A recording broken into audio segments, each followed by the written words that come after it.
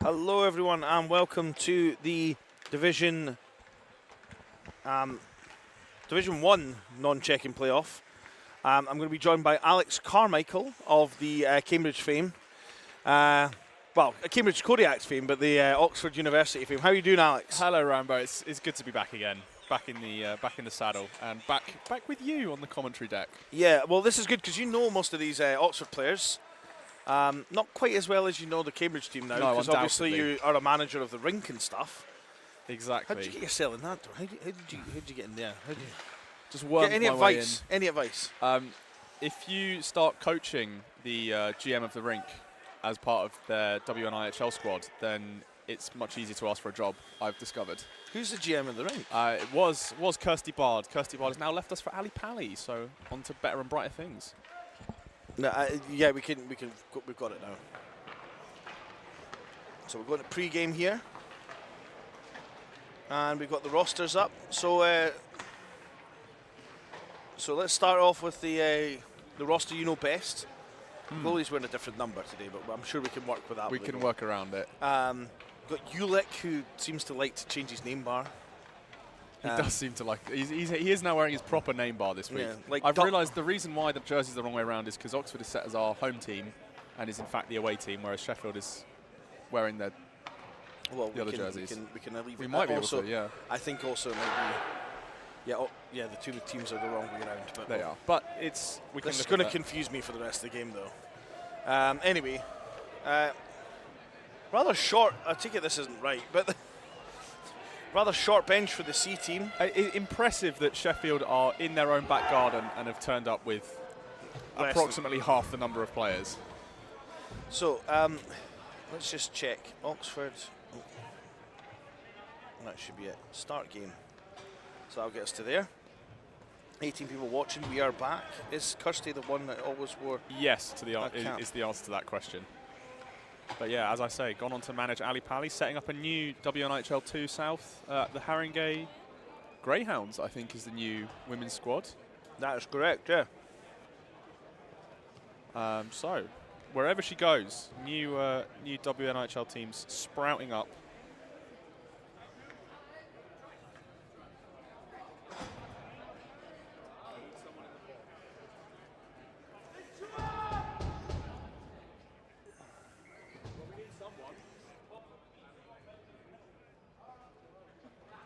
Right, we're just trying to figure out some penalty box confusion, but we should be getting underway.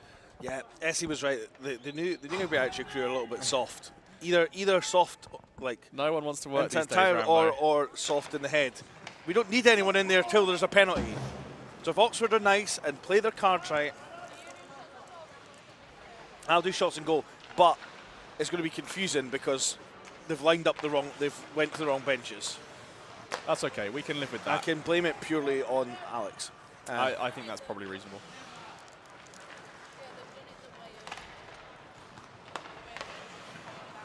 Yeah. I am under the impression that these two teams did match up last week, and I have a feeling Oxford came away with a win, but I am just going to verify that because I seem to recall there was some foreshadowing last week out in non-checking 1. As once again, an excellent mixed squad here for the Vikings, heavily featuring some of the women's blues superstars, Lim and Antelm. We believe, I do apologise, Suzanne, if we're getting it wrong. Rambo thinks Antelmi, I think Antelm. I think Antelmi is more fun to say, is what I think. I had a message from Tim to say it is Antelm, so we're sticking with that, and if it's wrong, sorry, Suzanne. But so far, you can call her Suzanne if you want. Well, I wouldn't want to appear too familiar. Yeah. No, professional respect, but it is indeed Suzanne on her way in, trying to find the feed for Garber. I know, I also owe Misha Garber an apology for I just want to see if I got this the right way around. Yeah, we have. No, we haven't. Watch. No? Watch. It's going to be the wrong goal. Oh,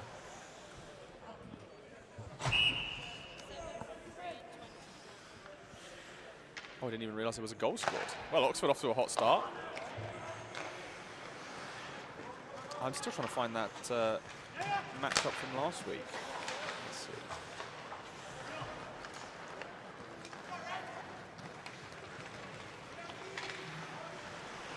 was Sheffield Bears D. Oh, no, that was the Vikings B. Hold on a minute now. Let's see the group info. For all the replays in this game, I'm going to tell everyone at home as well, all the replays in this game, because the teams have lined up back to front and the wrong benches, I now have to press away chance, hit the replay, and then put the goal in. So I have to press the opposite chance and then put the goal in.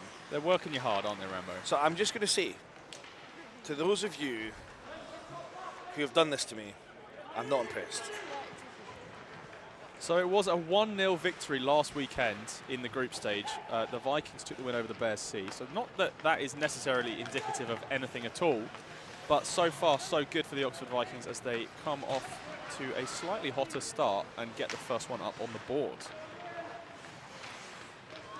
And it was your girl Susie that, now that we're being all familiar and stuff, is that not what you said? I think she got the assist. I don't think she got the final tag in as Sophie Fisher is scrambling to the post. Holds the VH, but that one is tapped down by Antelm as Fisher with a long outstretched right leg manages to keep the Bears at bay just thus far, but Harrington now has Haynes ahead, trying to fish up to Haynes. Haynes hasn't quite got the handles on it. As that was Edward Nendick going in for the recovery. The Bears seem to be having a bit of zone time so far as Jake Renzi wheels away. No shots yet. No shots though. A little bit of possession. Who's that? Rebecca Lim, I believe. I wearing thought number it was 23. Lim. I just wearing. Did she not have her name on the back of her white one last Well, week? some of these are club. Oh no, actually, my mistake. I don't think that is Lim. I think that might be Jess Fang. Rebecca Lim was wearing a lovely propeller hat last week, which was great fun off the ice. But no, I think like Elroy Jackson. Yes, we have got a case of mistaken identity on the numbers here. So that is 23. Yeah, you've given Sheffield the goal on the scoreboard as well. Yeah, it's going to have to be the other way around. Damn you, foul clubs.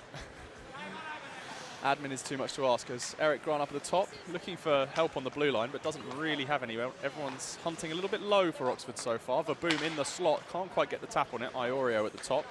Backhands in, but broken up by Joe Race. Iorio with the puck again. Feeds down to Garber. As Verboom trying to get the tip in on that one, but safely deflected away in front. I'm sorry, but Verboom is wasted in the division that doesn't have checking. Because he's just time checking campaigner. It's just fun when he hits people because he lowers the Verboom. Can't say that anymore. Indeed. Well, if he does it now, he gets a penalty. That is true. That is true. There was a slight contact there. I think Garber on someone else as Rademacher, the penalty hero shootout from last weekend, rings one off the post, but Verboom again controlling, has the two youngsters on his wings. Just to clarify for the people at home, as I've said, blame your teams for the scoreboard issue.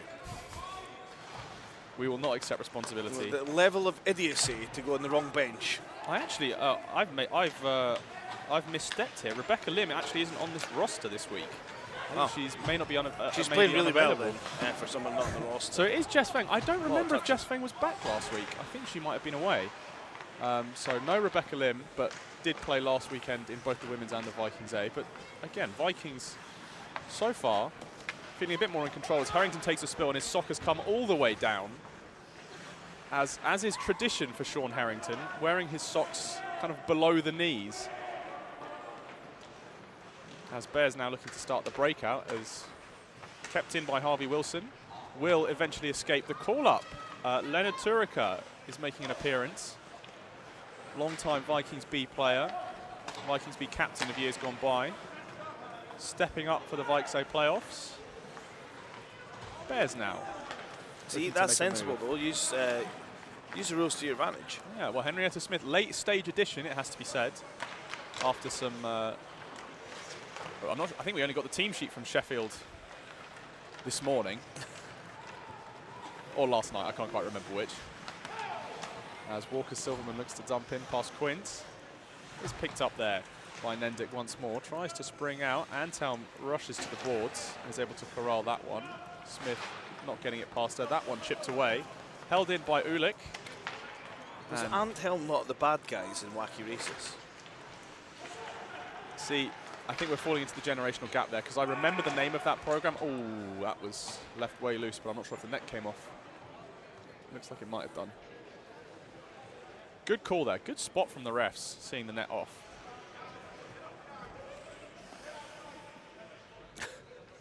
It's just I wonder where the Sheffield player was going. He's coming over a long way near the penalty box to get his stick.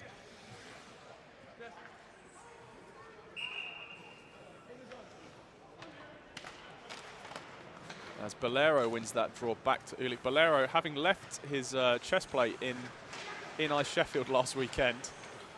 Oh, did he get it back today? He did indeed get it back, so he is now fully kitted up. How did he manage to do that? I'm not quite sure. It might have been caught up in all the celebrations of them winning the winning Tier 1. But no, I think we do have a couple of appearances from the Bears women here. Silver bracket winners of last week. Yeah. But it might actually only be Henrietta Smith now that I come to think of it. I was wondering if Chloe Carter was going to make an appearance, or perhaps I've not seen her out yet. And no, I don't think so. Normally one of their top players. I have a feeling Sheffield may have been a little bit late to the party to get their roster availability, whereas I think that this has been on the Vikes bingo card for a fair old while, as that is No, just they probably fun. penciled it in back at the start of the season. They were just waiting for the dates. Yeah. They already had 4 lines from day after trials. As Antelm to Ulick. Ulick up to Verboom. Verboom with a little 360, but not sure he actually had the puck at any point during it. So once again, the Vikes just kind of stifling the Bears' offense here. I still don't think we've seen a shot from... We have not. Shots are 5-0 at the moment. Oh. That is the offside call. Garber not super happy about it, but what can you do? Stay on side is what you can do. Yeah. Probably don't try and drop past it on the blue line as well. This might be the... I've seen a couple of them already. The Vikings A special, the blind drop pass to nowhere. Typically, after one player skates deep into the corner, throws it to the middle of the slot and instantly turns it over and results in a breakaway going the other end.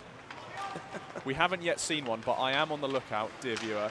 Stay eagle-eyed as Fisher takes to the floor, but not troubled. Quince now has time, space and range from the blue line, but doesn't really find anything, and he will be turned away by Eric Grant, who retains possession for Oxford.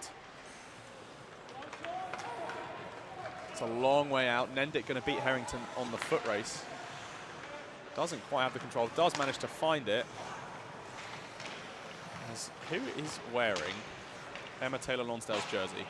That's a goal for 10, Grant.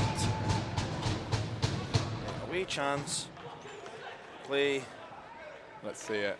Well, I've got the right end. I just want to make sure I got the right end. I might be a bit slow this time because it's... Oh, it's just bouncing out there, but that was Eric Grant, number 10, to put 2 on the board for Oxford. Who is wearing... Is that an 87? Or 67. I wasn't sure if someone was wearing Emma Taylor-Lonsdale's That was a good hit. jersey. That would have been good earlier on. Nice and clean.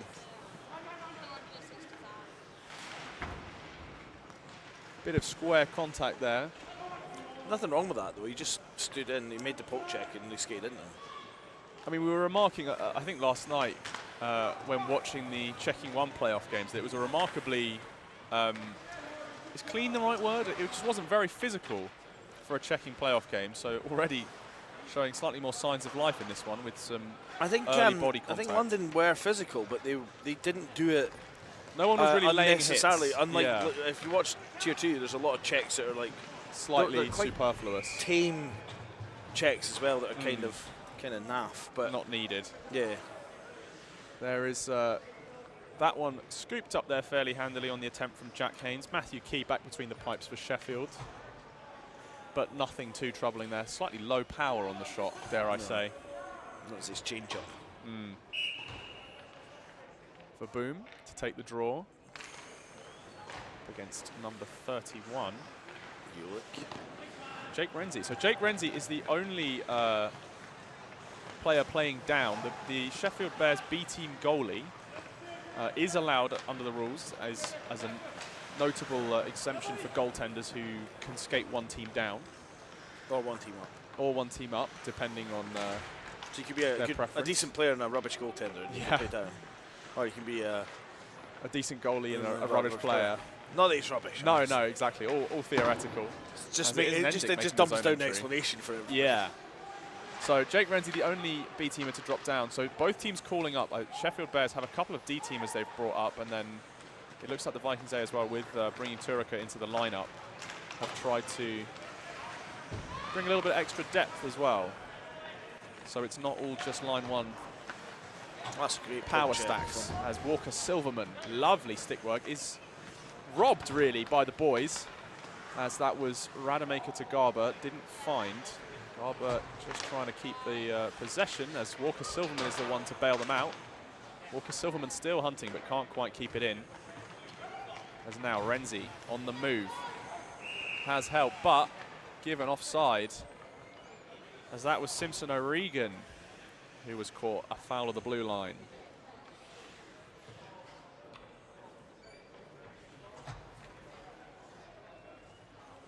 Do you know, that was my first ever full Mars bar for about 10 years. Never been able to find them anywhere.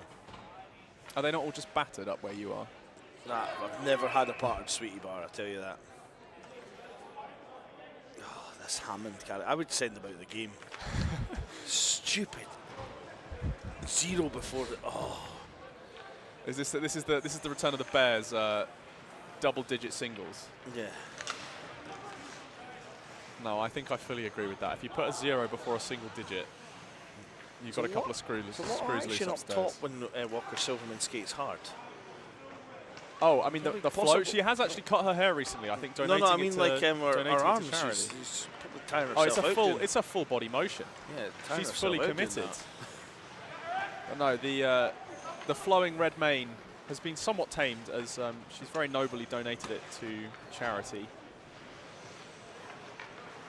I'm trying to think if you must have seen Eden Murray play for the, I think a couple of years back for the men's Blues. I think she also had fantastic hockey flow. As that is Turika. I think she played against us 2 years ago as well in the women's nationals. Oh. Bears brought back to their own end for a little bit of icing. Now, I haven't seen, I think I've just spotted Dylan Steed. Our noble Steed is back on the action, back on the ice for the Bears C.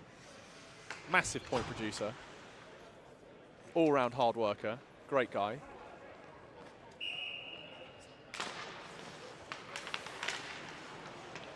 As Haynes looking to try and grab that one free. Doesn't quite get to it.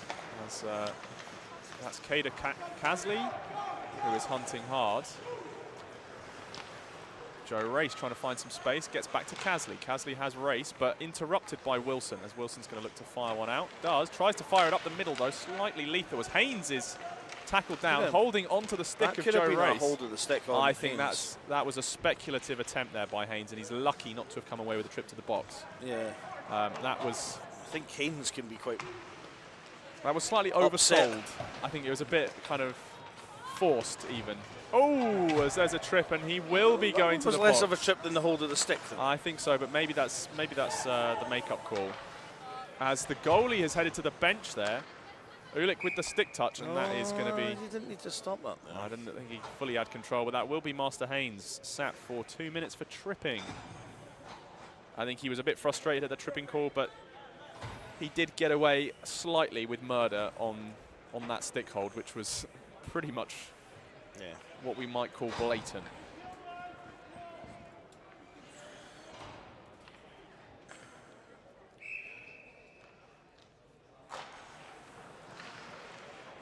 As that's a long shot, still fired not high had a and shot wide. Goal for the Bears here. That was Callum McNeil launching over the top, as now Walker Silverman off to the races, has Harrington on the wing. Nendick goes to pressure and will actually find... Oh, that's given as a hand pass. That was a hand pass. That was not dropped down to the stick first. So Renzi, unfortunately, denied that breakaway. He didn't do anything.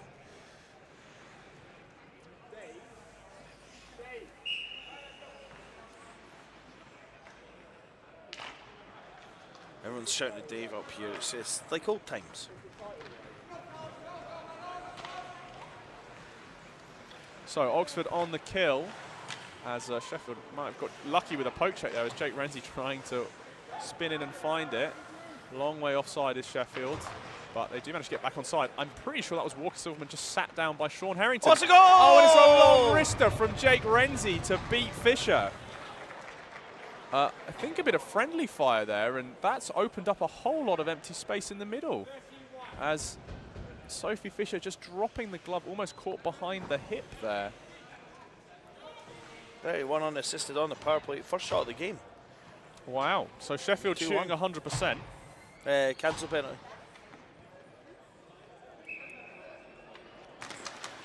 For those of you who wanted Jack Haynes out the box, he is now out the box. Maybe not in the circumstances you wanted, but he's out the box. Confirmed.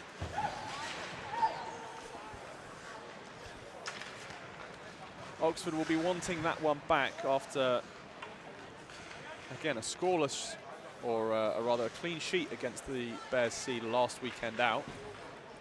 So I suspect they will redouble their efforts there with the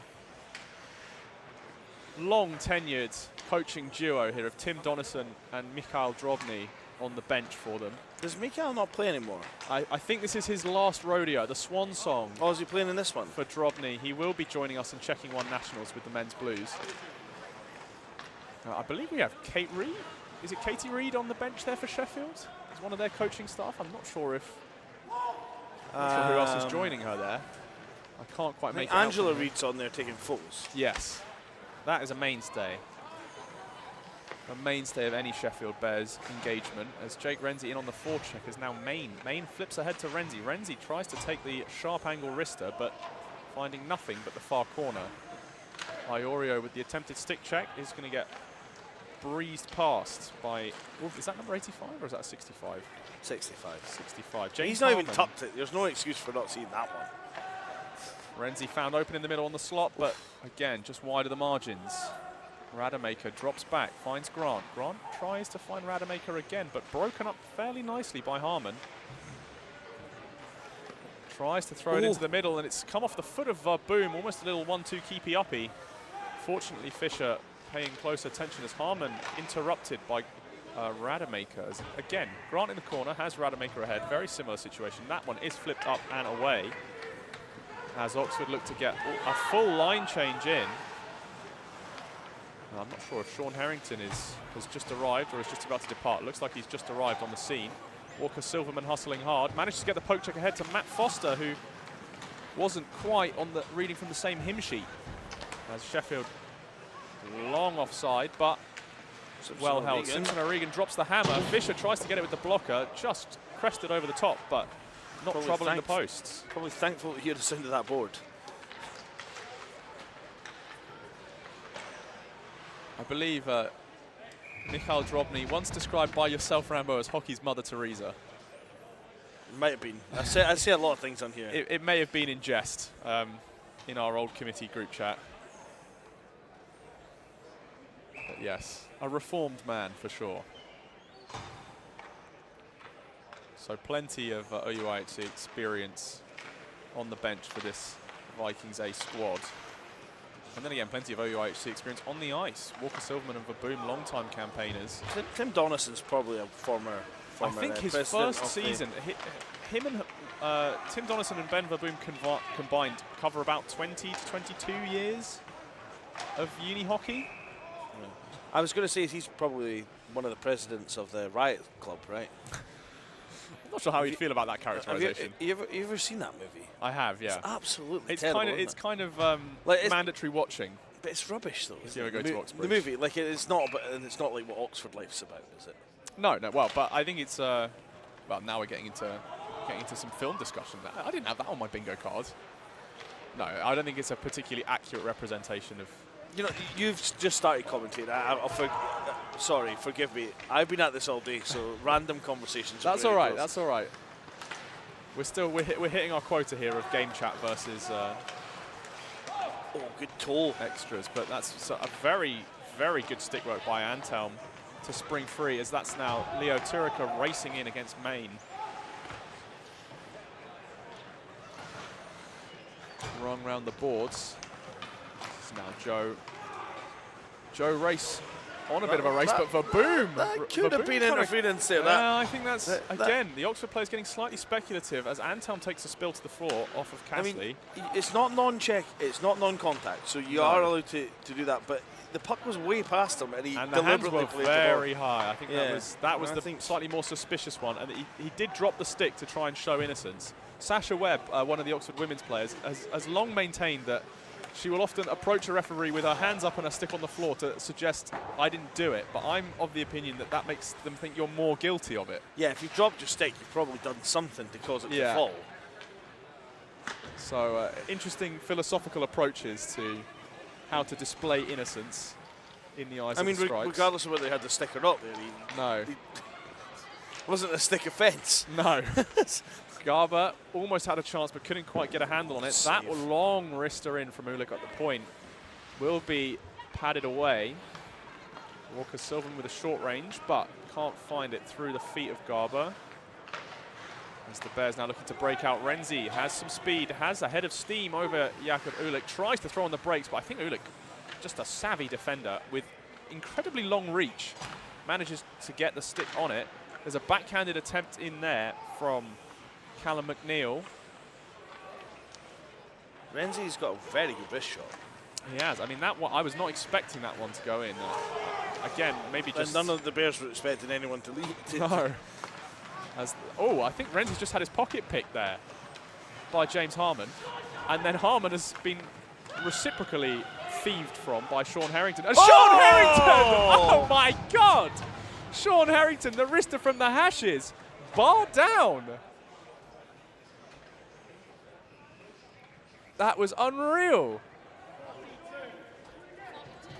Matthew Key was not expecting that at all. Sean Harrington on the turnover after the Bears kind of tripped over their own toes. Yeah, there was a bit of a teddy bear picnic going on in the middle of the ice instead of playing hockey. And Sean Harrington, much the beneficiary. Wow. What a beautiful finish as well.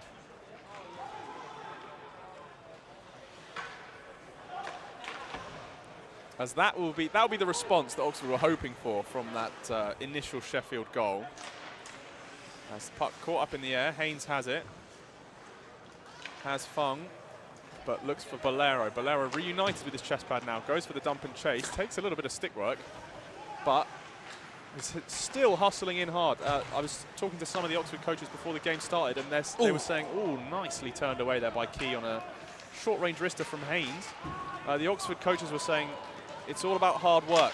Whichever team outworks the other. Doesn't matter if we're the most skilled team in this contest. As long as we're the hardest working, we'll come away with a win. And so far, it looks like Oxford are managing a bit more work. That is surely something, as Haynes has to be going to the box for the hold. Yeah. That is the hold. No? Other way round. I'm not quite sure. It's not Master Haynes. That's who I thought was going to the box. It's Paul Main that is going to go to the box 2 minutes for holding. I think Jack Haynes has come away very well from that. He's won a watch or he's bought the ref one. With his I'm kidding before anyone accuses me of suggesting ref bias, but yeah, he's been fortunate, and Verboom's been fortunate. Yeah, to get away with some of these. So Sheffield, Oxford, I think, did run into the penalty trouble first, but Sheffield now on the return, so they will be on the kill. Nendick trying to strip Rademacher, but Rademacher has options in front. Rademacher still chopping onions, but unfortunately dispossessed for his efforts, as Sheffield are quite happy to take that one all the way down. Very deep back check here from Oxford, looking to set up the breakout. Very deep indeed. I'm doing my exercises over here. I've just got Rambo stretching, keeping warm, keeping mobile, as Antelm streaking in alone. Has Garber behind, but Antelm going almost all the way to the net and pumping the brakes there. But Boom looking for the wrister, finds the left leg of Matt Key, and that will be whipped all the way back out as now. It's Joe Race against Ben Verboom. Ben Verboom offloading to his old co-captain, Jakub Ulick. That one broken up in the middle by Nendick. Mendick taking the wide line outside. None of the Bears are really pushing too hard with him, so it's a 1-on-4 effort almost. But the Vikes looking for a long stretch pass. Oh, lovely touch of the feet there by Rademacher from Vaboom, but it will be sent right out by Joe Race, and Oxford falling afoul of the too many players. That was, I think it was Emma Walker-Silverman with the slightly ambitious touch. Just going to figure out who's going to sit for it. Must be someone on ice. They are sending Turika to the bench, to the box rather, to receive. We might need to send one of our penalty box attendants. Are you going down? You going down for the box? No. We need somebody. We have an unmanned box at the minute. Right. Leo Turika, I'll get them all alone. Period break. Yeah, I'll get them.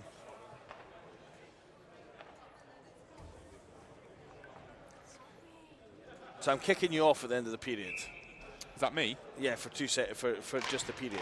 How come? Cardiff have come up. They want to chat about the resurgence of the club. Dave That's invited them up. So are we doing that in the middle of a playoff game? Well, Dave wanted to. Invited them up now, and I feel that they brought us a burger. So they've earned. They did. Well, I brought us a burger, but it was provided by them. Yeah, so yeah. we'll allow that. So that penalty now being sat by Leo Turika, and it is 4-on-4 action for another minute. Another 4 seconds as Sheffield about to go back to 5. Eric Grant now on a wind. It's all right, yeah. They can't go out unless there's a goal against them in this at the moment. So Dave doesn't need to do his heroic climb of the penalty box. That's just a beautiful image, isn't it? Dave clambering over all of the Ice Sheffield boards to try and set free the imprisoned Leo Turika. It's going to be funnier when the plexiglass collapses underneath them. Renzi now tries to find Main ahead. Main freshly out of the box and trying desperately not to get in Renzi's way, as that is the end of the period. And I gather, I'm not sure how long we've got, 4 minutes on the period break. Yeah, so we get a quick one of the Cardiff boys at the moment. Who we got first? Who wants to come on first? Okay. Coach Joe. Coach Joe's coming on from Cardiff to give you a quick update about what's been going on in the Welsh capital. 2 and 10 on 10 on Sheffield. So, sorry, who am I speaking with? Oh, hello. I am Joseph. I am current goalie and acting kind of coach kind of person. All right, okay. So, tell us about obviously the Red Hawks after COVID didn't really kind of come straight back. We're a bit worried about them for a while. So, what work did you have to do to get them back? Well, the problem is, of course, we're in Wales. We have so much different rules from England. So we got held back quite a bit because the Prime Minister was our safety COVID.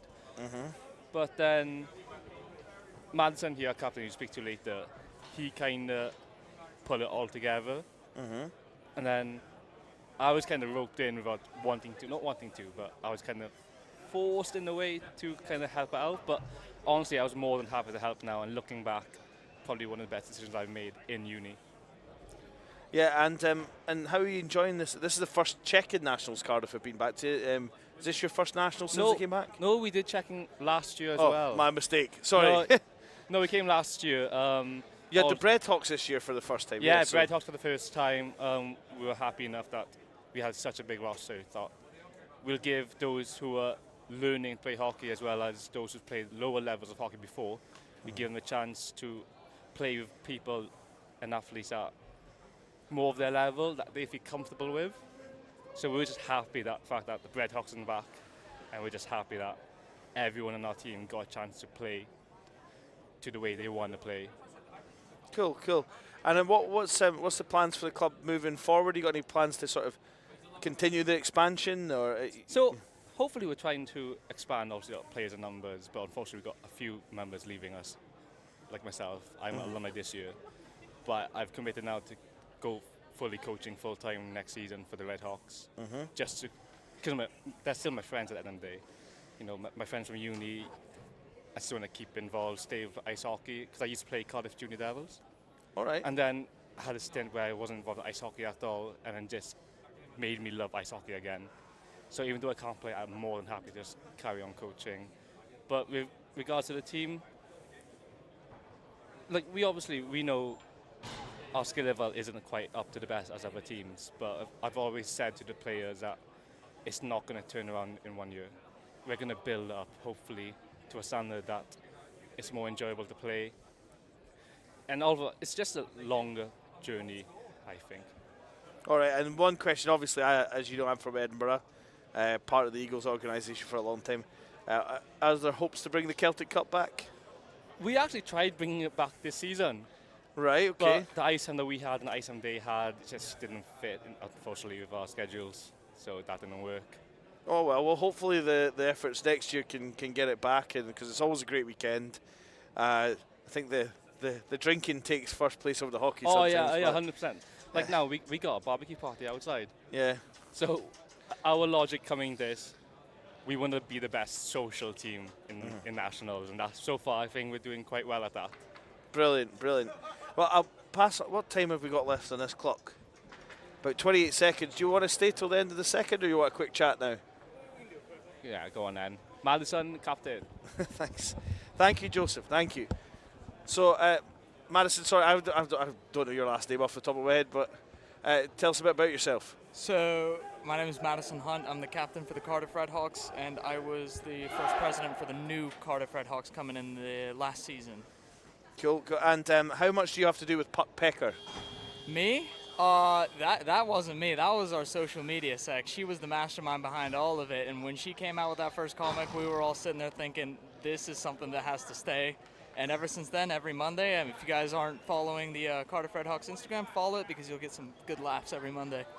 Cool, cool. And how are you enjoying Nationals this year? Nationals is great. So I didn't play last year because I ended up with arthritis, so I was the bench coach. But this is my first one actually playing, and it's good fun. I think those 20-minute periods really make for some fast-paced hockey, so it's quite fun. It's a lot more chaotic, and it's a harder game than it is in the league, so it's always great to watch. And of course, there's the social aspect that is instrumental to Nationals. When you go home after Nationals, you always talk about what happened off the ice, not what happened on the ice. And so, any big plans for tonight? Oh, well, we got a hell of a tailgate going on outside. I mean, if you thought 2 years ago when the Redhawks weren't even around, now we got 3 teams out there all with their cars backed up, so it's pretty good. Brilliant, brilliant. Well, I better get back to the game. Thank you so much for coming up. I wish I could chat to you for a bit longer, but I'm sure Alex is going to kill. Well, actually, no, he's not bothered. But what have you thought of the game so far? This game? So this one in front of me now. Yeah. What are the 2 teams playing now? Oxford, Sheffield. Sorry, I was outside. Like I said, we got a tailgate going. Someone's got to keep track of it. But no, I mean, if you look at the 2 teams, Oxford and Sheffield, I mean, anybody who watches the BUIHA knows that they're dominant teams in the league regardless, especially their A teams. So when you get down to the lower tiers like C and V, you know that those teams are still up. And there's a goal right there for Sheffield. Us one in, 5-on-4. So you just know that these teams are still going to be good at the game. Like, you know, those skills transfer. You got the good players coaching the players that are still developing. So these teams still have a quality to them that's unseen in a lot of other teams. 31 Renzi with the goal there.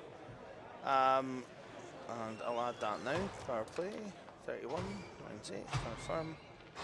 Okay, I'm going to get Alex back on if you don't mind, Madison. That's perfectly fine. Thank you so much for your time, and hopefully I'm looking forward to see more of the Redhawks, to be honest with you. Oh, yeah.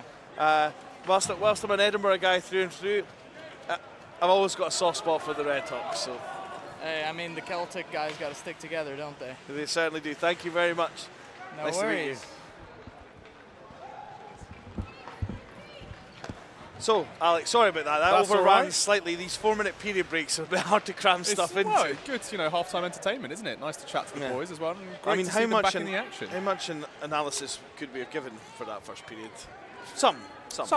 Well, we just saw a pretty incredible knee-down power goal from Jake Renzi, did we not? We did. So that is power play goal. Power play goal to put Sheffield within touching distance of the Vikings here. So can they stay in contact, or is this game going to blow a wide open? Well, it's 3-2.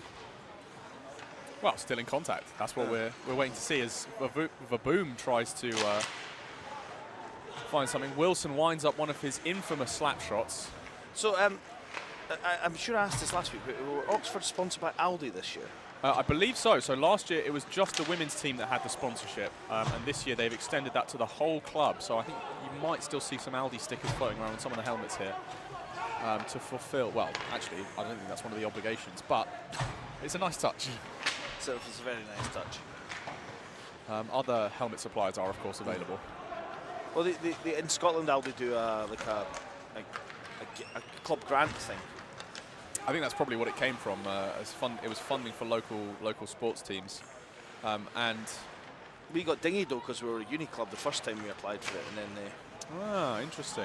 they gave us it this year. So. Oh, Harrington's just lost the puck in his feet, but actually had control of it. Needs to tie do something with socks. Yeah, that's been a Sean Harrington classic for years, I tell you. I'm not sure he has the jock shorts with the Velcro on them. So I think that's part of where his falling down problems. And that is an Oxford sandwich as Turika Needs a suspender belt. That's what you need. and Harrington collapse on Simpson O'Regan. I think That's a thing, by the way. suspender belts are, no. I think they're a slightly dying art, aren't they?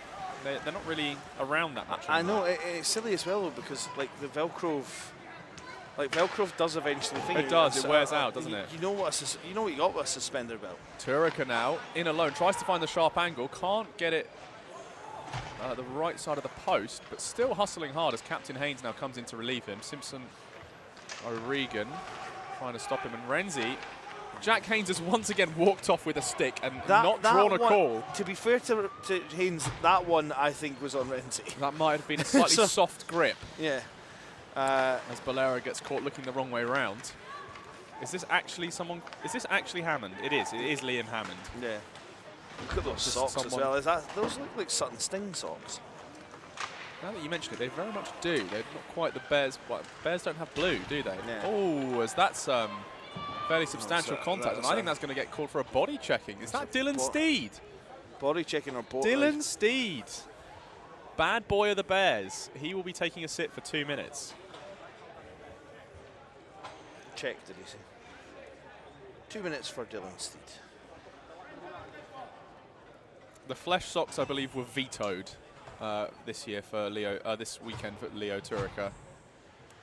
They made an appearance briefly in the first weekend, but have since been banned for crimes against fashion. As that puck will not quite make it all the way. Ulick almost had it in his feet. He is able to ring that one round. James Harmon. Is Ulick got a lowercase I in his name bar, or is there a piece of tape or something off it? That's a very good question. I'm going to have a look now. I spotted it and it's now bothering me, if you know. I need to see, he needs to come closer. My eyes aren't that good, Rambo. I need him right up in the neutral zone. As Ulick does take the contact, I think, I'm not sure who's gone for a spill there. It's Renzi. It is Jake Renzi. As Garber trying to get the entry. I need to ask you about that. Maybe it's just a piece of tape now. Antelm has help across the slot. Looking up, trying to find no one quite at the blue line for her just yet as Harmon pressuring. Finds the slot pass. Does it connect with Garber? I don't think so. As the backhand attempt out is corralled by Verboom. Verboom slides across. Finds Misha Garbour. That is padded away. I'm not sure how much Matt Key saw of that one, but clearly saw enough as Antelm and Renzi, perhaps the biggest size mismatch on the field. As Oxford still end up with the puck. There's the Cambridge Sand jerseys have been mentioned.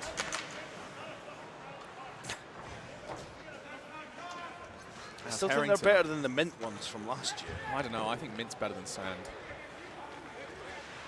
Harrington tried to fire a long-range shot in, but deflected again by Matt Key. That one slid back by Grant to Ulick, but not quite finding its way to the front of the net. Some slight directional issues as Walker Silverman manages to catch that dump attempt by James Harmon in her shorts, but Sheffield will still break the zone. There's a lovely attempted poke check by Casley there, and Grant did so well there. Stick work by Callum McNeil.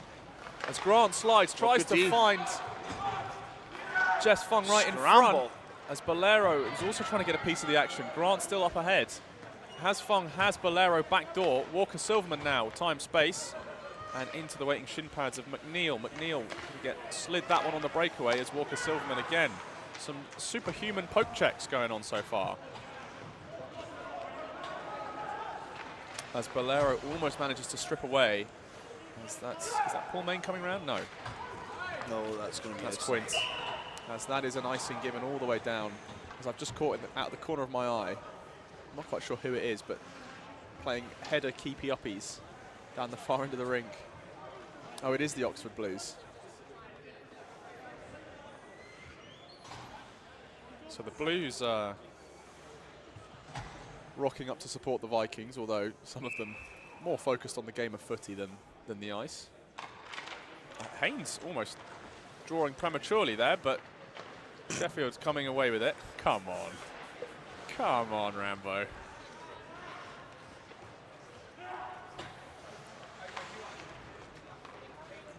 Well, BUIHA memes, if I may call you that. I think the score is pretty close. Given that it was a 1-0 outing last time around, and actually none of the scores last weekend were particularly outrageous. No. Compared to years gone by. Actually a very tight contest in non-checking one. This actually to me seems pretty reasonable, as that one is intercepted by Rademacher. Tiftono trying to keep in at the blue line but can't make it stick. Garber going up against Henrietta Smith. Garber still hustling on that forecheck, as Harvey Wilson will be the one to scoop this one up. Chased in by Paul Main, but Main not really getting a sniff of that one. Feed ahead for Garber. Dylan Steed strips. Garber whacked in the skates, and now Steed. Steed working hard, tries to pass off to Main, is collected there by Joe Race, but oh, and it's dominoes at dawn, as I think that's... Oh dear. Is that Quince? Is it Main? It's, a whistle comes in Main. finally. I think it's Main. Paul Main and Harvey Wilson. He's going to Some go collateral off of his own damage. volition. He's fine. He's fine. Looks like they're both okay, making their ways back to the benches, I should say. As I think he's taking a bit of a hard sit there. Neither of them really expecting the collision, but I think just catching them both off guard and possibly just winded there, Paul Main.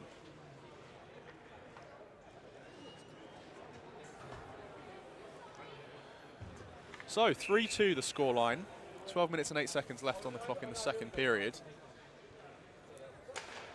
Close. Much closer perhaps than we might have expected. Maybe we expected. We might have been led to believe, as Joe Race can't quite get the turnaround on this lovely feed ahead from Dylan Steed. As now Harrington circles behind his own net, tries to find Walker Silverman, but slightly misaims the pass. Jake Renzi goes cross ice to find Steed. Steed with Race and Hammond. Steed dumps in. Ulick now chips out. Walker Silverman has it, gives it away. Nendick able to control, but Race is the one. Oh, that is a tough offside. Tight call, but Barrett's right on the blue line. He is right there. I mean, maybe Hammond got back there, but that's all the more reason for these players to be paying attention to the lines, because we now know that the refs definitely are. I wasn't sure for a second if they'd set up on the wrong circle and Richard Fraley had just been left all alone. Sorry, Rich. We had that in a game where... same again. Wind it back. Two-man system, and one linesman, the one without the puck, went to the wrong dot and said, "Over here, guys." Everyone went over there, and then the other one started screaming and arguing with the other one that was the wrong dot, and then dropped the puck when no one was there. And then we were like, "What are you doing?" He's like, "Oh, well, you should be at the right dot." I was like, "Oh, you sort yourself out." Well, fortunately, we haven't got dot confusion. No. But if you do want to check out our website, it's biha.org.uk. Nice segue there. See, it's all about the segues. That's well placed. We've had the Aldi sponsorship segment, so we'll get the self-promo. Again, Renzi very much going at it with... that's a collision and a half, as that's boarding there from Thomas Bolero. I think that was Quince. Is that number 18? Did quick to get back to his feet. So we're very glad that Josh Quince is up and moving, but slightly careless contact maybe by Bolero there to just a tad draw that penalty kill. Well, this guy's got one finger up when he's full. Has he? Are there any plans for BIHA merch? That is a good question. I think there have been discussions. I got given a Cardiff Redhawks sticker by Dave earlier, and I'm cherishing that. And I now know. I think we should want get stickers from all the teams. Like, you know those like sort of vintage sweater-looking hockey jerseys, but they're actually sweaters. Like they're hoodies, but they, you know, like, they look like this winter. I think we should get one, like a range of them for like the sort of BUIHA legends, like 23 Miller Wildcats, 32 Grey Eagles Red, Number 2 Redhawks for Dave. Number 2 Redhawks for Dave. I was trying to think what Nick's number was. Oh, there's a shot high off the blocker of Matt Key there from Sean Harrington. There's a good battle in the boards between Walker Silverman and that looks like Simpson O'Regan. Walking in is James Harmon, and James Harmon to draw level. Walks in and picks the top corner.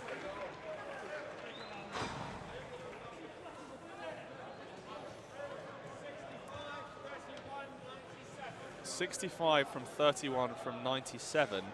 So Simpson put it in as O'Regan an even goal by accident. He's tagging up on that assist. I think now we have the replay. Skynet not quite keeping up, but the rear cam going to show. Oh, the wrong rear cam. Tough angle. But that was James Harmon walking in, finding the top corner. Because the score bug picks up the period, so it knows they're switched.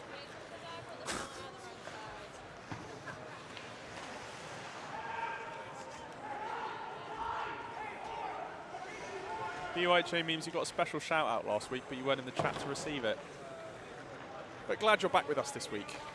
I think they're always in the chat, just whether or not lurking. they're there as BUIHA memes or not. I see.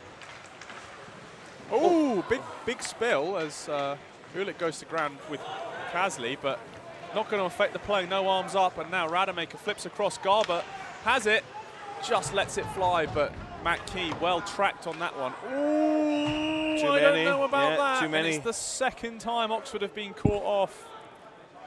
I think that's speculative. Barrett and Fraley now having a quick conference. The whistle did go. I think actually she might be all right. I think it seemed like too many because she just jumped out the board, but the person was already in. The door was, yeah. They were already the door in, was open, which I think gave it away. So I think it's a... But it is just going to be a quick reset. No call on the play. Oxford just about managing to avoid that one. I mean, I kind of feel for Sheffield now, because that call there, Oxford were at 6s and 7s. Because why have Oxford only got 4 on? Still on the PK from that Thomas Bolero. Oh, but didn't Sheffield score? That's true. Yeah. I think they're still thinking that because the penalty's up on the board. Yeah, it was also on the wrong side, so. So now, let's see. They are now back to even strength. Yeah. Are we struggling to counter, or are they? It might be a bit of both. Okay, they now have got 5 out. Joe Race walking the line as Kasley is parked in front, fighting with the no, but Jack Haynes now on the breakaway, let loose, tries to go backhand, but Matt Key, wise to the move, slides to the right and annuls that attempt. Harvey Wilson tries to clap one in, but that will go over the top corner, not finding the back of the net. Walker Silverman at the high hashes as Haynes wheels, winds, and Haynes finds it! It's a Haynes through the traffic, goes all the way around the world and manages to lock one in. So this was the first attempt as Matt Key got a great leg to it, but it's Haynes with the across the grain finding that blocker side netting. Low blocker, a terrible shot to get beat by as a goalie. It feels awful, and it often feels like there's not much more you could have done. Glove side, you know you mess something up, but blocker side is nebulous sometimes. Oh, there's a bit of a shove in the back there that Antelm takes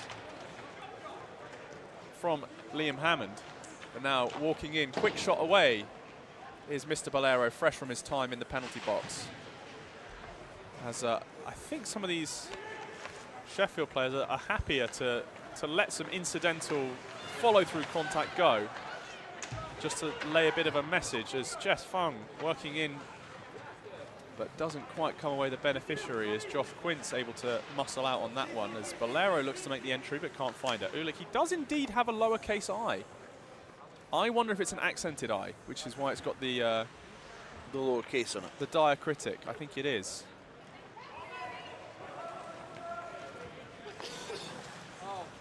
As Fischer able to safely see that one away. Both Drobny and Ulick. Good old Slovakia boys.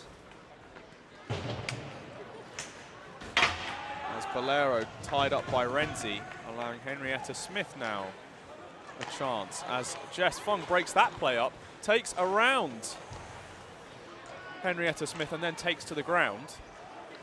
But another attempt from Oxford here. I think, on balance, probably shooting more and with slightly more danger.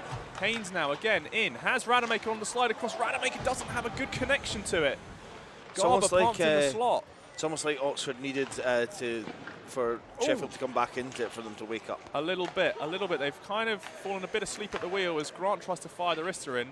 Rademacher has his stick all tied up by Hammond there, and Henrietta Smith, James Harmon goes down. Slash or a trip. It is the trip for Garber. No, is it Garber or is it Rademacher? It's Rademacher going to the box. Okay.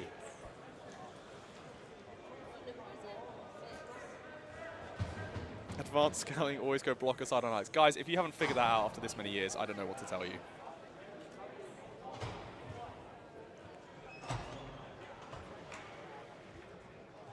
Shots are 17-6 in favour of Oxford in this game.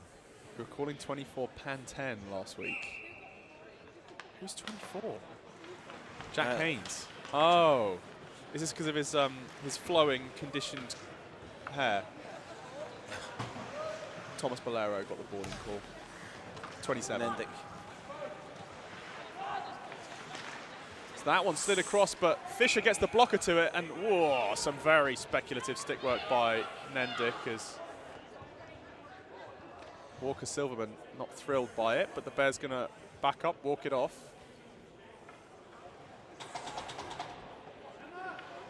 So we've already seen them be sponsored by Aldi. I don't know if we've got a Pan-10 sponsorship. Can't see much of his hair though with that helmet. No, well that's the difficulty. It's not got like a really slick flow. No.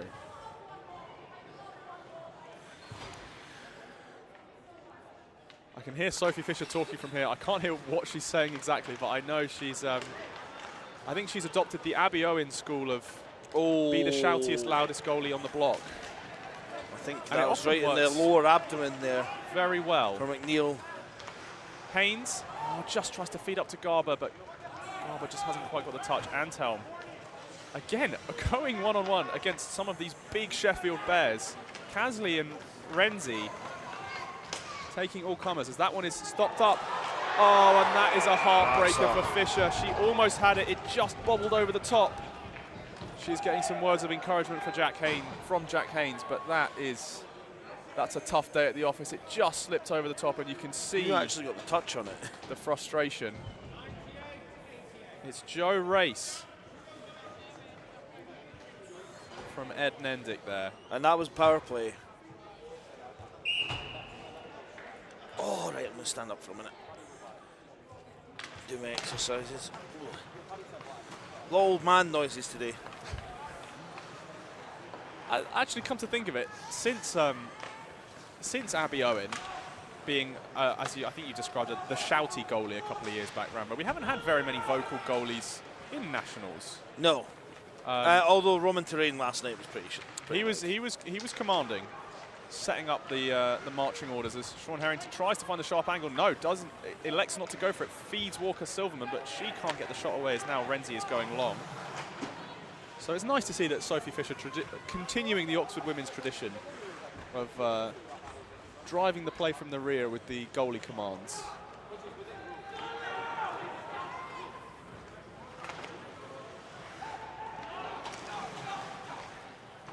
Josh Ho, again, actually, we kind of glossed over it last week, but Josh Ho, the primary Vikesay goalie for the season, not in attendance. I think busy once more. Not here last weekend for the checking tournament, the non-checking tournament. Not available this weekend for the playoff game here. So who is playing for the Vikings later? The For men's blues. Yeah. Eli Harris-Trent. The great Book of Eli. The great Book of Eli returns. He's been on sabbatical. Was here for a year on a visiting program. Has now returned, I think, for the Masters. All right.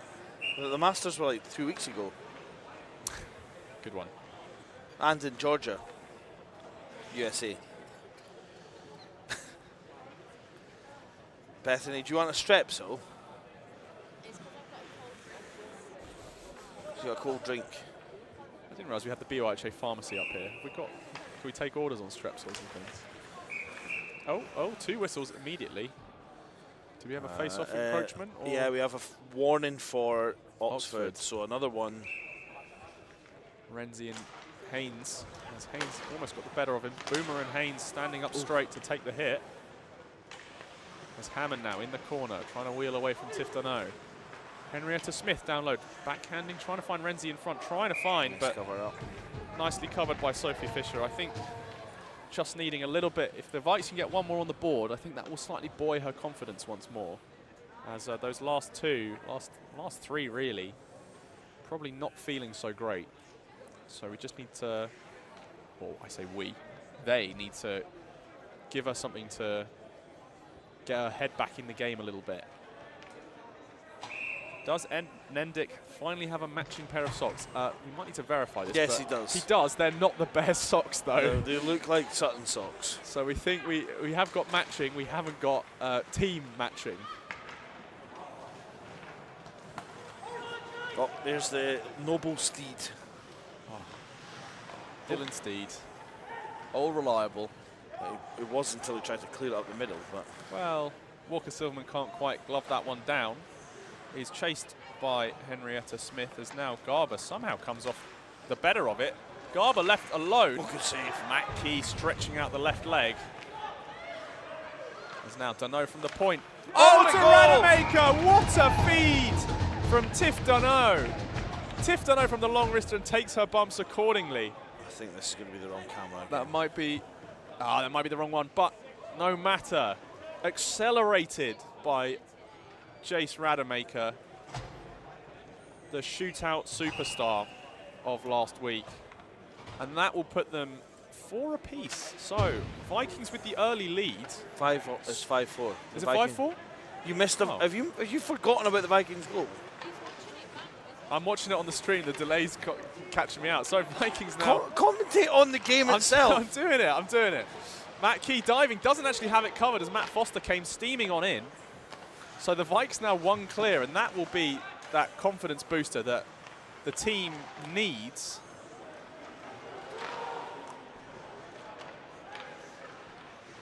As the slide across from Eric Grant doesn't quite find Harrington or Matt Foster. That one will be waved as an icing, and Oxford able to get some fresh legs on the ice. This definitely reminds me of the first one. The first ever commentated on BUIHA game. It's a lot of goals, a lot of action. Some chaos. We love a bit Sheffield of chaos. somehow hanging in there with a team we never thought they would. Sheffield, again, only bringing like half a squad and still being fine. Talk about soup again. No. Shut up, Springer. You're distracting us. You know that's more Nationals chat than playoff Well, that team is, chat, exactly. you know. It's These inappropriate players- for the occasion. There's Jess Fung trying to get fancy with it, stick handling in a They- phone they booth, don't but eat stripped soup away. in Oxford, for goodness sake. They actually do. They serve it with a lot of the formal dinners. I bet your bread's the crustiest as well. What, crustless or crusty? Crustiest. Like a nice crusty crust. You know what? It's been a while now. I'd have to go back and verify.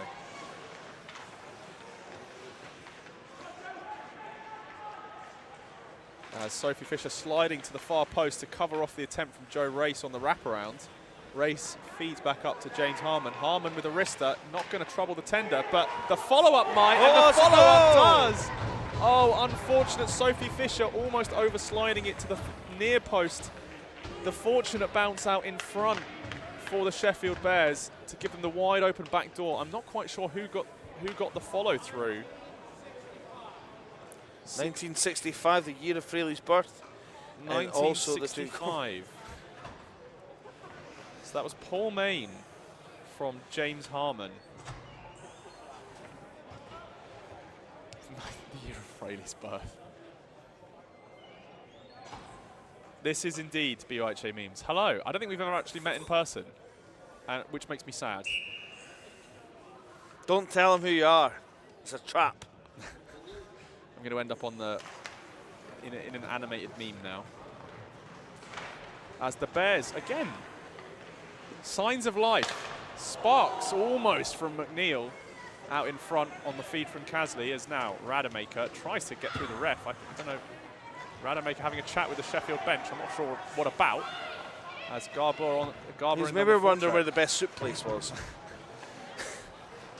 Do you think you really get that? Soup restaurants?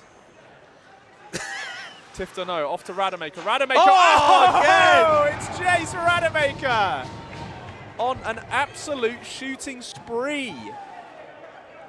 He's just knocking up point after point on the board.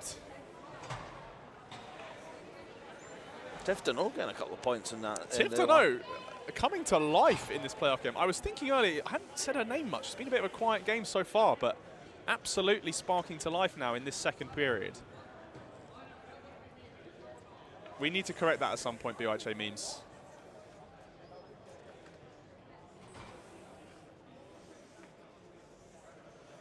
This is not one for the purists, this game, is it? No, not at all. 6-5 so far. 21-8 the shot count. It's not even a particularly high shot count for this number of goals. No, exactly. They just seem to all be finding the mark. I mean, that one off the far post was a beautiful ringer. I wonder why that icing wasn't called. Your guess is as good as mine. I think that might be Eli Harris-Trent playing with the football in the corner, just getting some reflex training going in. I know he likes to strap on his headphones and do some juggling before the game starts normally to get his eye in. So juggling? Yeah. What a guy. Juggles against the wall. 3-ball wall juggle. Say that 3 times fast. I mean, you've already said strap on once, so I wasn't going to say I wasn't going to say anything else. As that one will go round and wide. Sophie Fisher just thinking about that rebound bounce again after caught out on the last one. As that kept in by Renzi. Casley gets around. Oh, no, good doesn't. stick by Grant. Eric Grant standing firm. I know Rademacher scored the goals, but I think Grant in this game has been low-key. The anchor man. Yeah, a low-key legend for Oxford. Into the pants of Leon Iorio. By Oreo. Oh, and that is whistled offside. The Sheffield bench not thrilled. Is it EI Oreo or something? I said Oreo like the biscuit, and I've got it wrong, haven't I? It's all right. I think it's Oreo. Like an Apple. Like if Apple, the company, made an Oreo, it would be an Oreo, wouldn't it? That might be the first one of my jokes you've actually liked. I like that. That's good. I like that. If Apple made an Oreo, it would be an Oreo. Or an Apple Oreo. No, Oreo is good. I like that. So that's a name. That is Bolero. I think went down a bit easy there. I think he's had it both ways. He's had maybe some calls against that he thought were a bit soft, but then also some antics of his own. Can I ask you a question? Is Old Man McGlynn playing this weekend? I don't know. I'm hoping so. Because he's on the live chat, and it would make me sad if he wasn't here. Oh, that's miles offside, I think. Send him. All the way back. I don't know. I don't see him with the current Blues down in the corner, so I'm not sure. Kevin, are you here? Well, he's talking about he's on the live chat, so. I'm not sure if they've got a little watch party going in the corner. Yeah, maybe. And let's be honest, if Old Man McGlynn starts warming up now, he's going to be knackered before the game. So. Oh, there we go. Young Man McGlynn. Young Man McGlynn. Virtual attendance. Well, we will be sorry to miss you, Kev, but glad you're here with us for all the action regardless. I wonder, so earlier on, Lovely Jubber or Ed Jubber's dad said that the family call him, no, said that his family now call him Lovely Jubber in the household because of the BUIHA. Do you think in old man McGlynn's household, his wife and kids go around calling him Old Man McGlynn? Because I'd like to think so. I don't think so. I'd be somewhat surprised. But shot count currently 21 by the Oxford Vikings on the Bears C versus the 8 shots that the Bears C have managed to let fly. Why is someone bringing the look? I think you're in the wrong place for the airport. I don't know if anyone else saw that wheelie cart being brought on. She thinks she's going to miss her flight.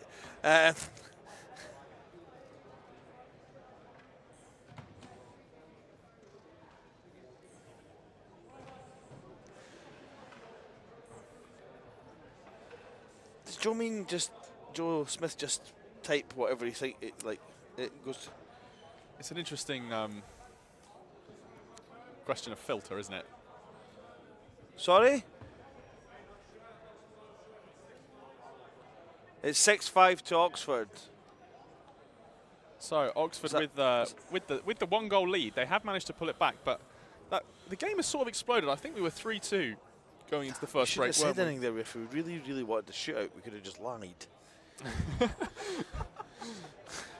I'd have been happy to. That from Kevin McGlynn is fantastic. My littlest Grayson does call me old man. All your fault, Rambo. That made an appearance in the Vikings A varsity commentary this year. Did as it? Well, it was me doing it. Oh, right, okay.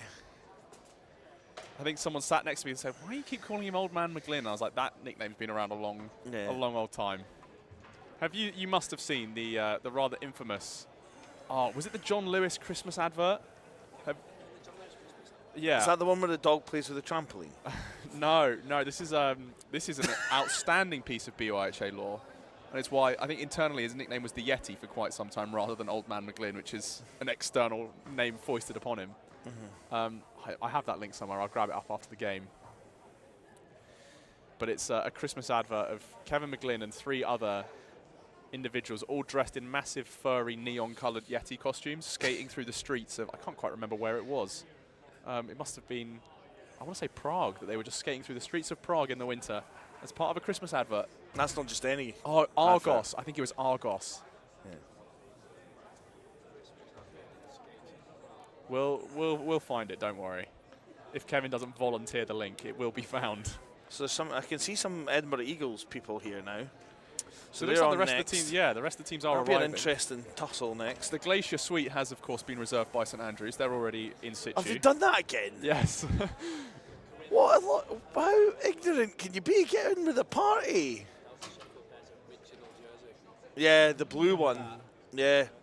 Which is a slight topic switch to the Bears, OG Bears jerseys. I look a bit bulldog, yeah. Yeah, they had one after it, though, that had like a Bears version, like a bear like that, but it was a polar bear. Did the designer of that jersey ever see what a bear looked like? What? Yeah, well, they had the polar bear one, which was blue and yellow, and then they changed it to that one. It is 6-5, by the way. Can we check that Beth has 6-5 as well, just in case we have made a mistake? We have got 6-5 on the scoreboard. I don't think Beth makes that many mistakes. That's Chef. It'll be.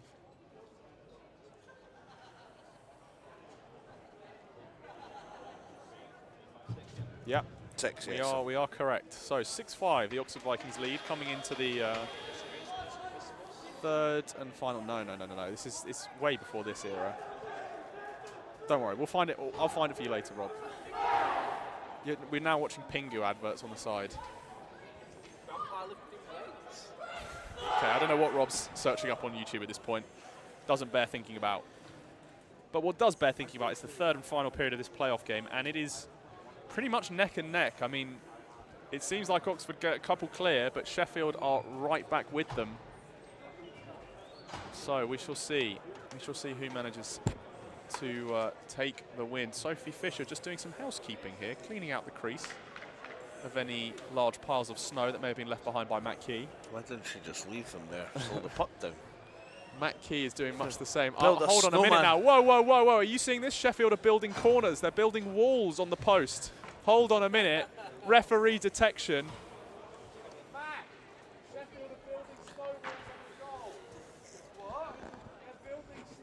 Do you want to build a snowman? Do you want to come and play? Some very That's as much as it goes for me. Anyone who wants to give me the rest of the lyrics. We're just having some minor intrigue now as the Sheffield players building snow castles. What? I think a little bit. He's a little bit excited. Well, he knows the names of the players on this team. I know the names of the players on all the teams, Rambo. I'm the only one that ever This opens my win means a laptop lot to to look at him. A lot to him here. Right, Bears then off to a hot start as Renzi makes the first attempt, but quickly dispossessed as the attempt from Chess Fung as Bolero, I think the sniper in the stands got to him on that one. Looked like he was Torval and Dean at the end of Bolero there. As Sophie Fisher stick down and gloved away. I tell you what, you don't get a lot of figure skating references out of me, but that was a. I was appreciating that actually. Mm-hmm. I think Joe Smith just has he's a trail of consciousness. He's not a real person. It's very it's postmodernist literature, isn't it? Free flowing stream of consciousness. Yeah. Is he just Chat GPT or whatever the hell it's called? Is Joe Smith a robot? No, Joe Smith is in fact a real player. He was here last weekend. That's why the chat was quiet last weekend, right? Possibly, although reports are unconfirmed.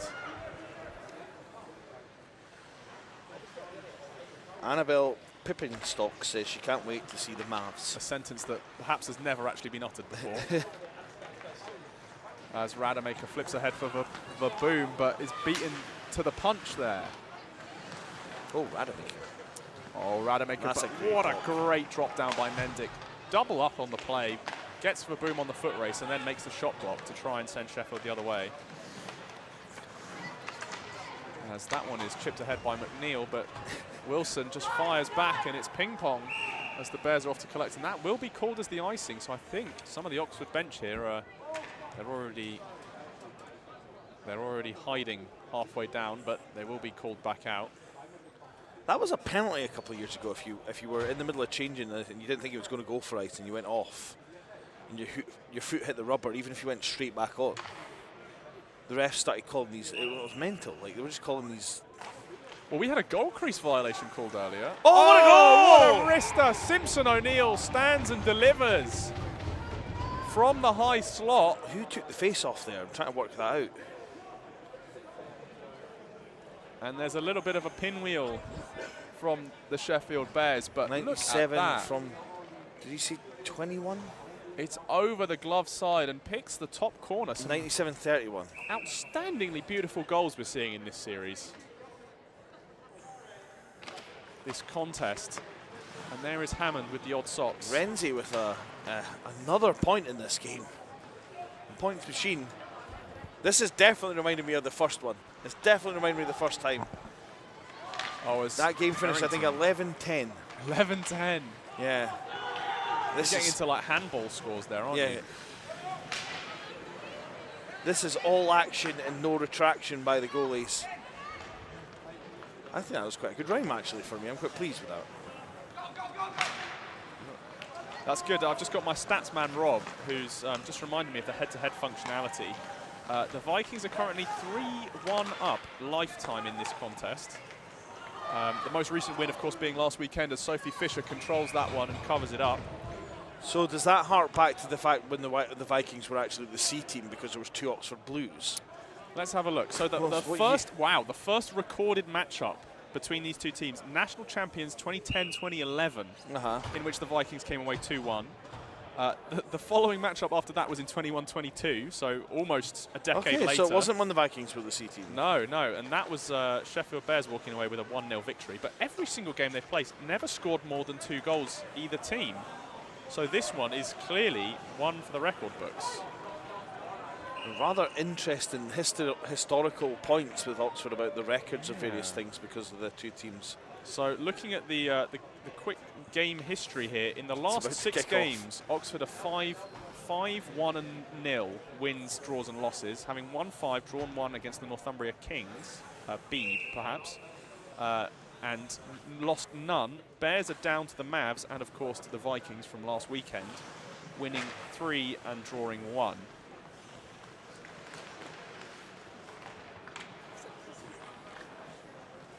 The Bears now with some possession, with some time and speed as we take a quick break from our, Oh no! our Rain Man stat checks. Oh, race there. He played it off his own heels. He stopped himself getting out of the zone. Tripping over their own feet as Harvey Wilson tries to offload to Tiff Dunno, but I think a missed memo there as that one stuck between Fung and Dunno. Neither of them really quite the primary target. Kev McGlynn says there's only ever been one official men's Blues team. That's drawing flashbacks. Well, let's not go down that rabbit hole. I don't want to go down that rabbit hole right now. Please. I'm getting flashbacks, and I wasn't even involved at that point. Oh, almost through the legs, the own goal, almost. But just put it to Harvey Wilson. Dylan Steed winds up, can't find it through traffic. There's Joe Race winding up. A great dive from Misha Garber. But to the lay person on the outside, yes, yeah, there was a period where the South was there was 50% division. blue. There was division in the South, but the South has now united. There was two Blues teams in a. There's three Blues teams, sorry, and then the rest. As swing and a miss. As the feed out in front from Harrington to Baboon, can't quite find either. That's Ulick is just moonwalking on the spot as Henrietta Smith in front. Oh, manages to stay on side as Harmon can't quite find the back of the net, goes all the way over the top. And now Ulick off of Smith. Ulick just passes up to the top into the waiting arms of Quince. Should be a crease violation coming here. Oh, no, he's got out of it. I was amazed we had one called earlier. We were enjoying that on ref watch. As now Rademacher from way outside is not going to trouble the net at all, as Harrington can't quite get back in time, as that is Casley on the move. Has Smith ahead, has James Harmon on the far side, who gets past Matt Foster, takes a swipe from Ulick, but Ulick not able to find anything. That one off the top crossbar and off of the white netting. It's a shot. Skynet didn't quite keep up, but Blocker, I think she gets a touch on that. Oh, it's close either way, but rattles off the top bar. Oh, goalie's best friend right there. Always thank your posts. Always. Do you remember when BUIHA Post had its own Twitter page?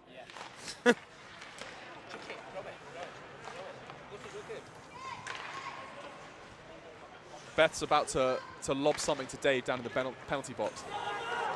No, don't do that. Don't. She missed it. She missed entirely.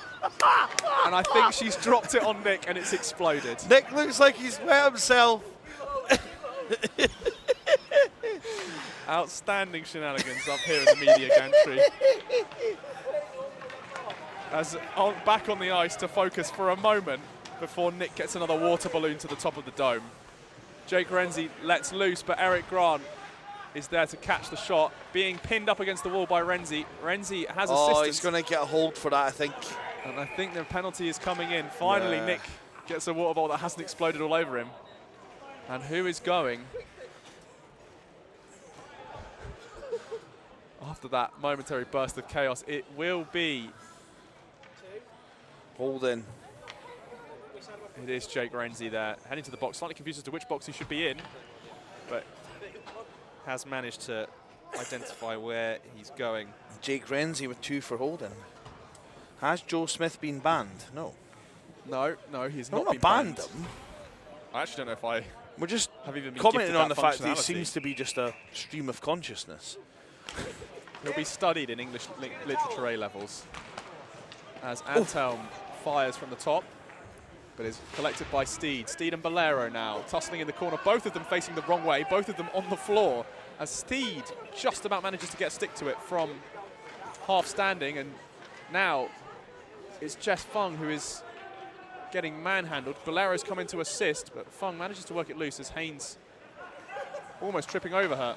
But now Haynes with some time and space launches, but Matt Key gets a stick down, flipping up the puck. Oh, Haynes trying to go knee down.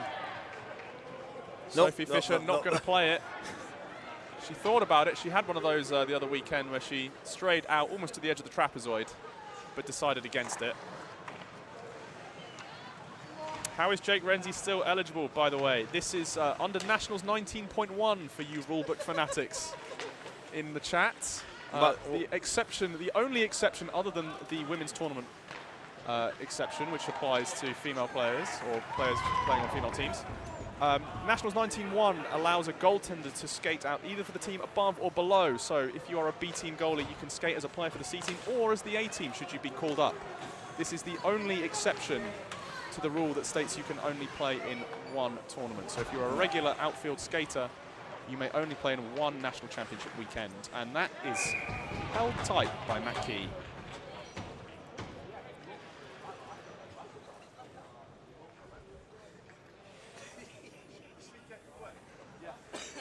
Don't jinx it.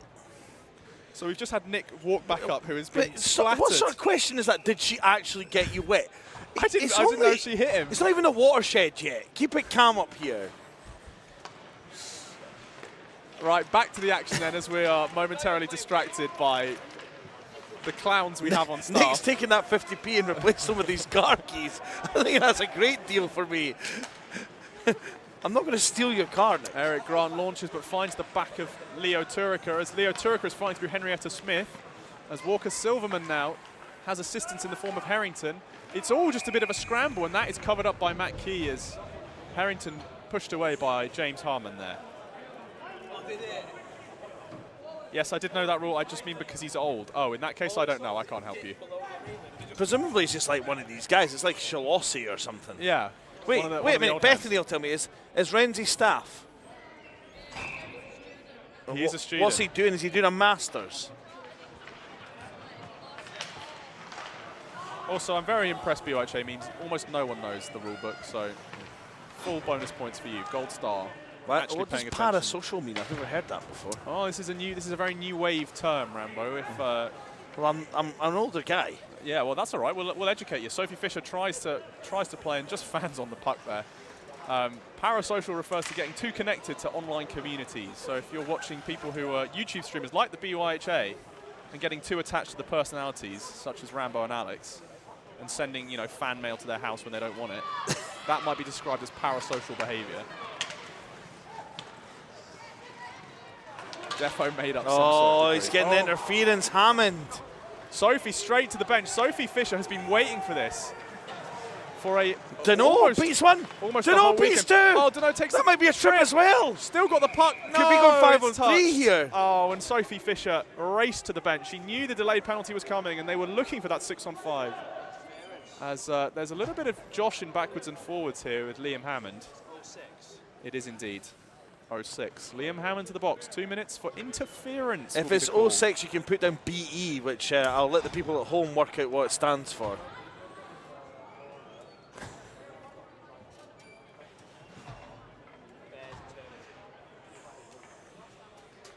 Yeah, go for that. So this is the C team. This is the Care Bears. I forgot to bring that up earlier on. Oh, that's the first mention of Care Bears we've had. Did you mention that last week? I did. Yeah, I was trying to name all the Bears teams. So the. Oh, it's padded away by Matt Key. I don't think he actually had a sightline on it. Ulick winds up, launches, but Dylan Steed in front of the net. Sophie Fisher, she's thinking about it. Go on, Sophie. Play that puck. Yeah! It'd be funny if you didn't know the rules and pinged her for being in the trapezoid, out of the trapezoid, wouldn't it? Not for you, Alex, of course, as a stall. Nah, of course not. I missed half the rinks we play and don't. What do they not have? The trapezoid. I don't think ours does, actually, come to think of it. Although we are doing a rink repaint. Do we need a trapezoid? We don't play by. Well done, Tom Davies. 2 points for you. Yeah, I will be. Come August time, I'll be painting away. Hard-working individual me. You must have a trapezoid in there since you've got a big day NHL team. Say again? Did you just say that? You've got an NHL team, so you need one. We don't have an NIHL team. We have a WNIHL team. Is that in the WNIHL? No, I thought Cambridge had an NHL team. No. I thought Lee Valley Lions or something. No, that's in Lee Valley. Yeah, but did they not play there before, the Lions? Not that I'm aware of. Of course I remember you all. Tom I see at the Cambridge rink, because he's a Cambridge local. Alex, with the unpronounceable last name, is actually Alex Chan, wearing 93 last weekend. So of course I remember you both. Alex Chan away on a year abroad, I believe, last year. I don't think they should have the trapezoid in the lower levels because it's really funny think when if they your, go if your goalie can come out to the hash But marks and it's play the funny puck, when they do it as well. there's It creates just a lot so of much more potential for chaos. I only know it was because of the Vikes logo in his hair. That was a huge amount of commitment to the bit, I will say, for Joe Smith, not only to shave the mullet, which is very hockey boy behaviour, but to that was the OUIHC logo in, as that one shot in by Emma Walker-Silverman there. Glove down and held by Matt Key, who was moving a bit slowly. I'm not sure if just deliberately trying to scoop up the puck, did miss it. That's unfortunate. That is also, I think, there's no excuse as a goaltender for not being able to glove up the puck from the ground. It's a very simple move. You just look it up on YouTube. It takes 30 seconds. I never done it. That was a stand-up goalie, so I never wanted to go down on him. Stand-up goalie. Matt Key making another great save. I still don't know who you are, BUIHA memes, and Beth refuses to tell me. So no one's allowed to tell him. I've been banned from. This is forbidden knowledge. I could say I worked out, but to be fair, they let the cat out of the bag. I think there's been some discussion. I used to message BUIHA memes. I had some good Southern memes from last year. We had Kiki Goalie last year. Kiki Goalie? Do you remember Kiki Goalie? What was that? That was an incident between the Cambridge Blues and the London Dragons. Oh, right, yeah, that's right. That's not Eric called. Grant takes a spill. That's a makeup no call, surely, for the shenanigans Jack Haynes was getting away with Possibly. in the first period. Beth does indeed know who it is, I'm assured, as does apparently everyone else on the gantry other than me. I know who one of them are, because there's two of them. Oh, whoa, we're giving away too much information. The people can't know. It's like Anonymous, you know, they're only as powerful as their web of secrecy it's like is. BUIHA problems. No one knew who that guy was either. I don't believe that for a second. Well, Bolero trying to go through the legs on the touch, but does get the strip away. Now Bolero one-on-one. Backhanded, but doesn't actually get to Matt Key. Oh, Haynes still has it. As Haynes, someone's dropped a stick. Is that Hammond again? Hammond stickless for the moment. Haynes going around the whole team, it seems. That was the right thing to do, even if you did ice the puck. Do you know how Matt worked out immediately BUIHA problems was? Because the first person BUIHA problems followed was me.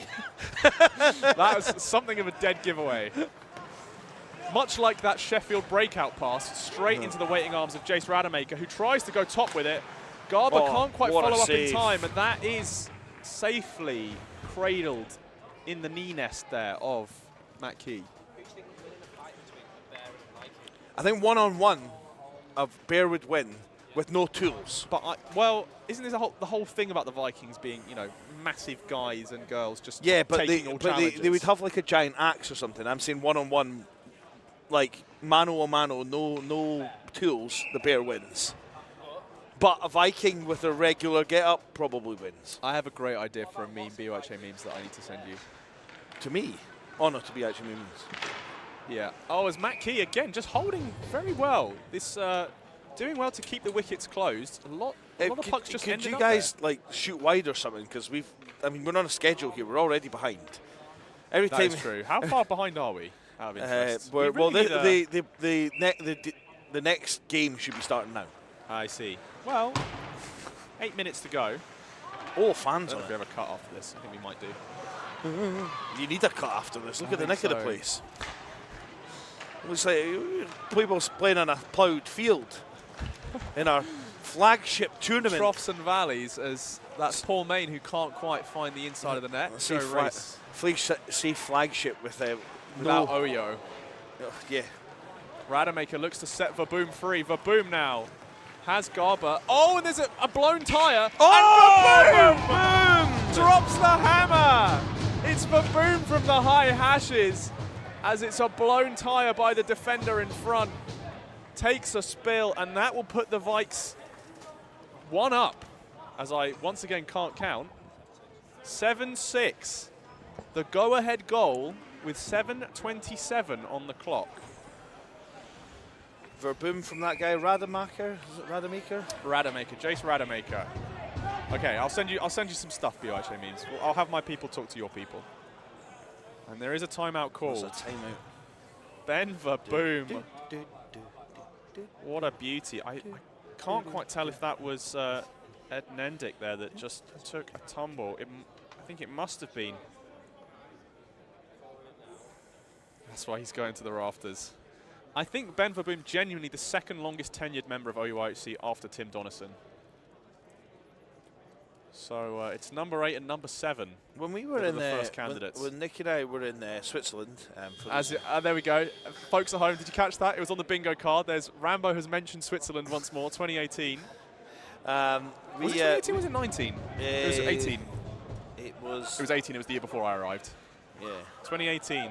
St. Moritz. St. Moritz, as that's right. The Oxford And we Blues met, like, took we an met, like, overtime win over the We Cambridge had like Blues. a guy who played in like the 1950s, one of the 1950s varsities or something like that. I think I met someone at the alumni dinner that was around in, was it the 70s or the 80s? Far older than me. And there's Harrington, as that is keyed away. No, kept away by Matt Key. By far the most exciting thing was meeting Conor Ross' mum, though. So, I don't know what to make of that. The Boom single-handedly could win Stanley Cup. Unfortunately, his beloved Leafs probably can't. Leafs fans will be catching strays on this broadcast. As Walker Silverman turns, dumps to the point as Iorio keeps in. Held in by Turika. Turika with a chance. Trying to find Harrington down low as Walker Silverman isn't able to keep away. Now James Harmon, help ahead. Jake Renzi looking to play the cherry picker. Joe Race in early. That is sticked away, I think, by Turika again on the back check. As Eric Grant hassled hard by Joe Race. Scoreboard isn't on a bit of a mad one. is it doing that thing where it jumps up and down again? It's just up and down. We'll get our camera monkey, We've had to which strategically place a coffee lid to keep it working. So no, you tell me what that says. It's the scoreboard camera, so I'll go and readjust that after this. I'll get Dave. I'll do it in tandem with Dave. Oh yeah. How far? Whatever the scoreboard finishes on when this goes hour. out, by the way. That's the final result. That's so the final either result. 7, So it could it's be 7 or 1. It could be 7-6 or 6-1 to the Bears. So the excitement is palpable here. Haynes handling just tapped away by Renzi to break the zone entry. Renzi now in well before the puck, so good thing he came back out. As Jess Fung dumps in deep. Oxford looking to get a line change. Jess Fung getting stuck in and amongst all the Bears changing their lines. As that is seems Nendick to be trying to go like on a bit Faith of a folks. rampage. The Steed over there seems to be getting shot a lot. He's putting his body on the line for the team. It's I mean, like he's how can you fallen at fault the a Grand man? National or something. Everyone wants to keep shooting him. Putting him out of action. The BUIHA technology. Hey, I got it focused beautifully last week, so I think it's just taken a knock from someone. The shot count definitely in favour of the Vikings now. It's What are we up to? 35 to 13. I mean, it's tough. Very tough to win an evenly matched game when you're heavily outshot. There's a gum Unless shield you're on nice, really isn't there? picking Is your that moments. just me? Where are we looking? Over by the triple PS limited sign. Oh, here's Ulick. Oh, He's going yeah. over beside it. So That might be a butt end. There were a couple coming loose. there's nothing worse than a loose butt end. Last 5 minutes on the clock. Okay, well, you just couldn't help yourself, could you? Yes, it is Tom Davis. It's based as a... It is. There's a camera that's pointing at the rink scoreboard. So if that loses focus, it starts getting very unhappy with all the complicated numbers. Yeah. The complicated numbers like 2. Well, I mean, I'm a humanities student. Any number is complicated for me. A what? Student? Humanities student? Yeah, not science. Exactly, we're the geography, the crayon munching geographers.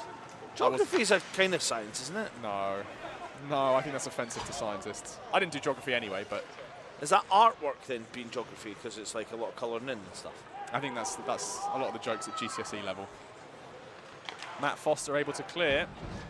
Now Dylan Steed racing towards it, but beaten to the punch by Henrietta Smith. Nendick trying to find an entry. Does, but Matt Foster just passes it straight back out. Refs Fraley desperately trying to get out of the way of the slap shot. Casley looking to try and find the man in the middle.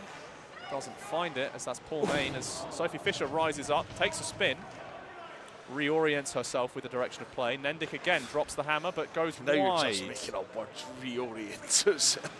That's not making up words. Oh, miles offside. Unfortunate by Dylan Steed. thought that he was going to get away with that one. Oh, we've Skynet is having a moment. No, it's fine. I'm going to see how Skynet handles the top tier. I suspect poorly. We'll see. We'll see how we go the first couple of games. At least we have the goal replay cam. Yeah, that relies on the me. action. Well, technology or human, this is your chance to prove that AI shouldn't take your job. Well, no one's got my patter, so that's not going to happen. I don't know if that's a positive or a negative. And just a loyalist pattern a good thing or substance, I'm not sure. James Harmon now dispossessed by Eric Grant.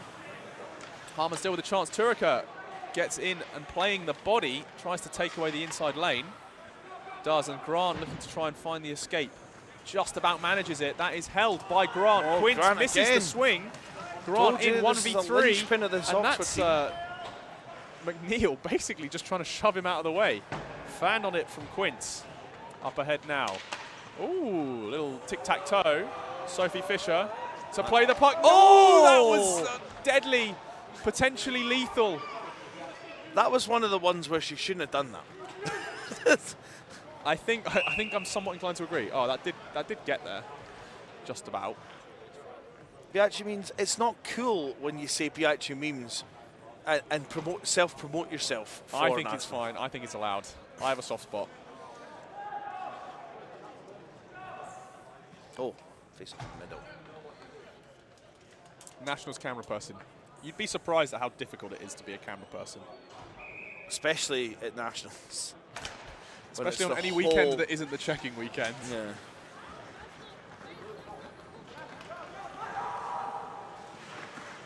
Yeah, that's it. That is the cup. Sophie's the big cup. The big cup is only for Division 1. There's now Joe Race speeding on in, but Verboom gets a stick to it first in the corner, tries to find the chip out, You self-promote and yourself skips all over the top of She's Quint. right. They're right. Yeah, how many times have you promoted your podcast? Now, I've not actually talked about my podcast. Well, it's been a while, hasn't it? I've not done the podcast for a while. No. Of either the BUIHA or All Blaze and Glory. Yeah. It's been very busy. Life. Oh, Renzi, that was an obvious A offside. long way off. I'm Sheffield right now. I'm praying that Oxford take a time out because I think you've taken it too early to get things sorted out. I don't know if Oxford are particularly inclined to take a No, time out. they They've won't. got the That's what I'm momentum. saying. You're praying that they do because you've taken yours. You've shot your shot a bit early, I think, with the time out. Yeah, pop the champagne too soon. Yeah. As Ellis Pimbrough-Jones did last week in the Vikings A Mavs C shootout. Oh, did he think they'd won? He celebrated hard on the second to last shot and then missed the final shot. Oh dear. So not only Leafs fans, but the Mavs catching strays in this broadcast. I remember Laura, well, the opposite happened to the Mavs when Laura Urquhart was taking a penalty shot and everyone from Imperial celebrated like they'd won, but she still had a shot. She then scored and they had to do the sudden death ones and they put her straight back out again. She scored again. Scored again. Ah, well. What a heartbreak. It goes both ways, doesn't it? Right, we are into the dying minute. Oh, there's a whistle. Oh. Emma Walker-Silverman is down on the ice. Best injury time. I think we're just going to take a pause as we do have. She seems to be a holding her straight arm, away. so It looks like an arm. Matt Key has just come over to check on her. As I think we're just going to try and get some first aid. So we're going to take a quick pause, and we're hoping that Emma Walker-Silverman is all right down there.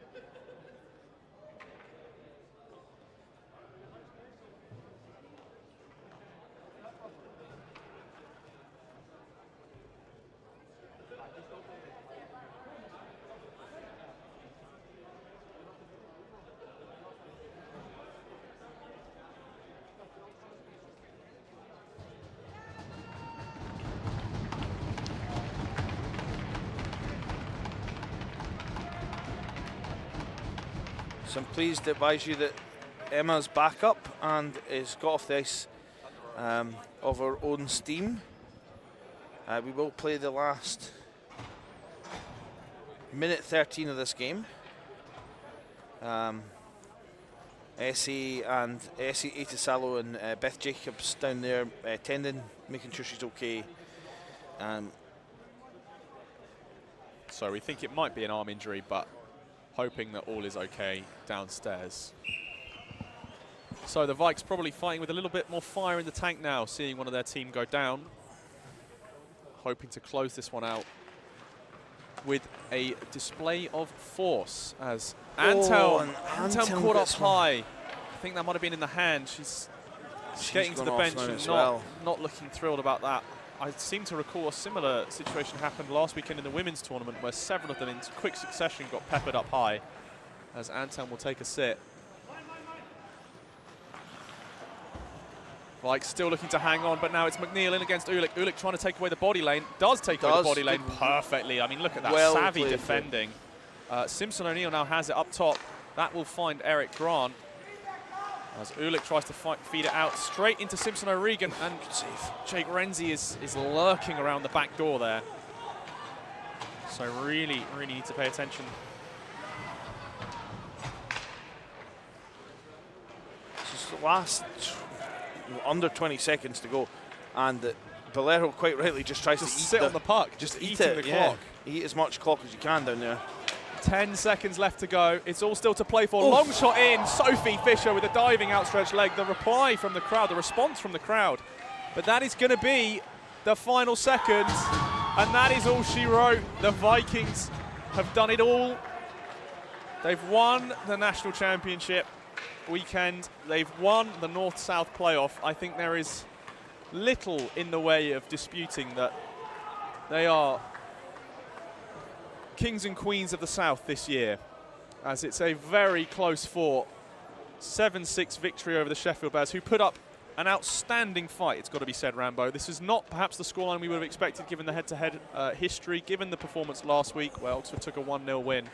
But the Bears C absolutely have risen to the occasion and put on a tremendous display. They're battling back, pretty much always holding the deficit at 1 or less.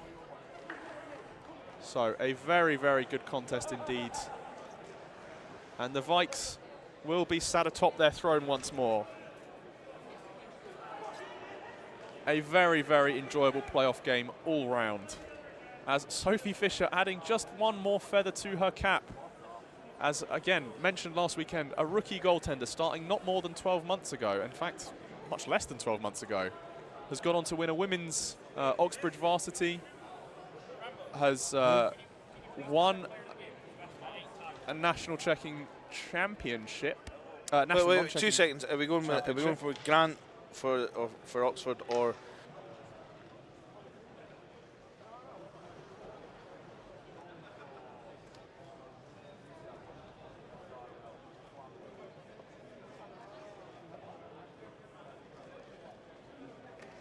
As Emma Walker-Silverman now just skating back out to join the team. Oh, Joe Banham. Somebody banned Joel Smith. He called it a league. That is a cardinal sin. I think just going to shake with the opposite hand is Emma Walker-Silverman, giving the taps. Well played, both sides. An excellent, a really excellent finish.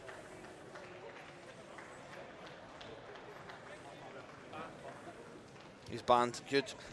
It's on a timeout. All these things have disappeared as well. Didn't realise that happened. Yeah. That wasn't me, Joe. That was Rob. So you can point fingers. A tough loss. Don't know how many Bears. times you need to be told it's a league-style cup competition. But Sophie Fisher, take a bow, take a lap. Is there anything she can't do? She is the moment. Queen of the Vikes, eh?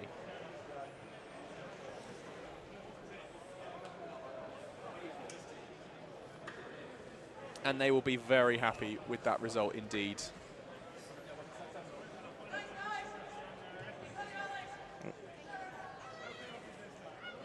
Hiya. How does she know me? What do you mean, how does she know you? How does anyone not know you, Rambo? I know, I was just trying to. Yes. Oh, I see. You just wanted to drum up some sympathy. Do you want the full shot count? Because Let's have it. 35 by Oxford on Sheffield, 16 by Bears. Sheffield on Oxford. Yeah. We did. Beth has it somewhere. Beth should have it somewhere. Yeah, 35-16 overall. Overall. A very close result, all things considered. Given that the Vikes outshot the Bears by over double. Oh, Matthew played well as well. He did. Matt Key had actually a really strong performance. And there were just a couple of those chances that were particularly lethal from the Vikes. Some very strong finishing. And it will be Jake Renzi to pick up player of the game.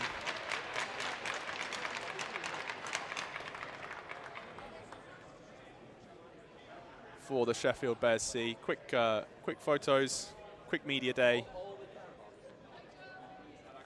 Take it we just use Essie because she's the most photogenic one of the BUIHA. Exactly. Yeah. You're getting ready to cut the stream at the end of this, Dave, are you?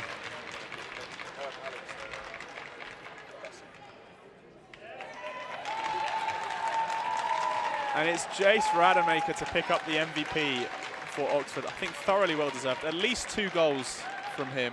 And a big assist on that last goal by Bourbon. A serial point player. Credit, again, must be given to Tiftono, lest she be forgot, for her 2 big sterling assists on those 2 goals from Jace Rademacher. But Jace Rademacher, again, one of the fairy tale players in this Vikes story. Huge in the shootout last weekend and coming up clutch in the playoff game to take those strong offensive leads. They're turning around because they're getting photos from Reedy's photos. Yeah. I wondered why they kept turning around. Looked Do you really think weird. Emily's just got a bunch of photos of people's backs? There we go, as Haynes delivers the cup to his waiting team. So now that they've celebrated, we will chase them off the ice. We will bid you adieu for this game, for this stream. We will be back in a few minutes. If you want to come back for Tier 1, which we are almost an hour behind for. Okay. See you in a bit. Bye.